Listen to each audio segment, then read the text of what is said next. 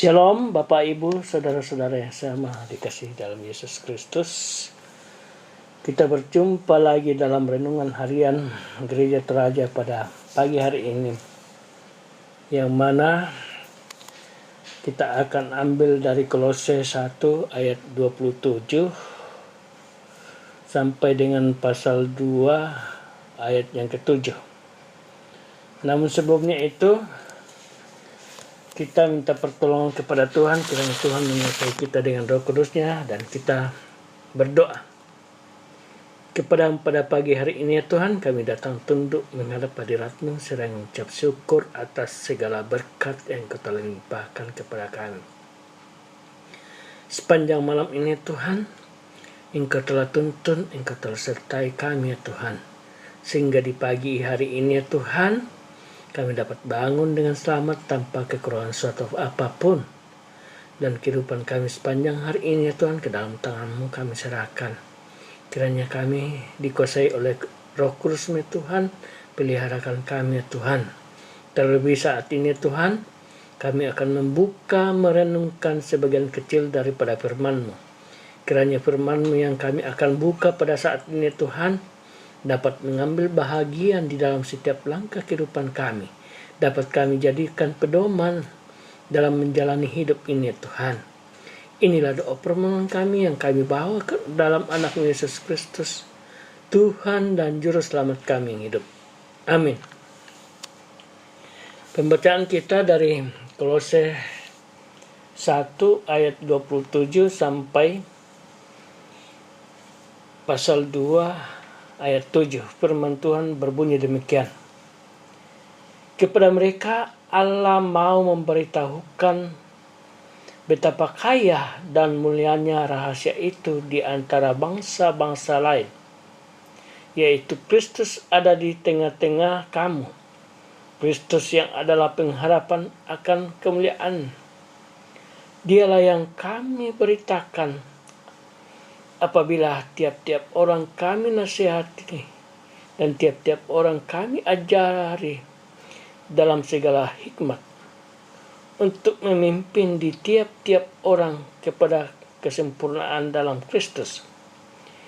Itulah yang kuusahakan dan kupergumulkan dengan segala tenaga sesuai dengan kuasa-Nya yang bekerja dengan kuat di dalam aku.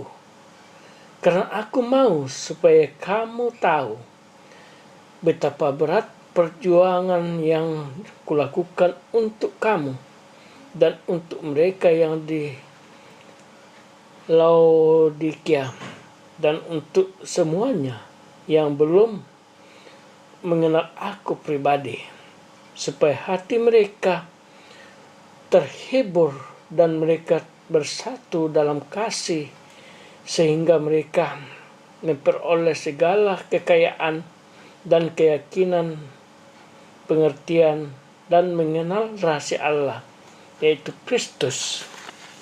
Sebab di dalam Dialah tersembunyi segala harta, hikmat, dan pengetahuan. Hal ini kukatakan supaya jangan ada yang memperdayakan kamu dengan kata-kata yang indah. Sebab meskipun aku sendiri tidak ada di antara kamu, tetapi dalam roh aku bersama-sama dengan kamu, dan aku melihat dengan sukacita tertib hidupmu dan keteguhan imanmu dalam Kristus. Kamu telah menerima Kristus Yesus, Tuhan kita. Karena itu hendaklah hidupmu tetap di dalam Dia. Hendaklah kamu berakar di dalam Dia dan dibangun di atas Dia. Hendaklah kamu bertambah teguh dalam iman yang telah diajarkan kepadamu, dan hendaklah hatimu melimpah dengan syukur. Amin. Firman Tuhan.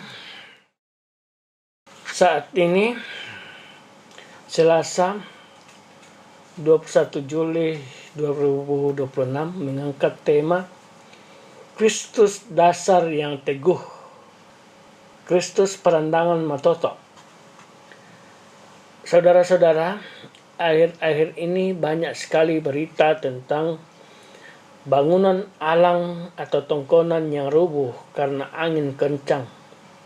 Alang atau tongkonan yang terlihat menjulang megah dan kokoh tiba-tiba saja tumbang.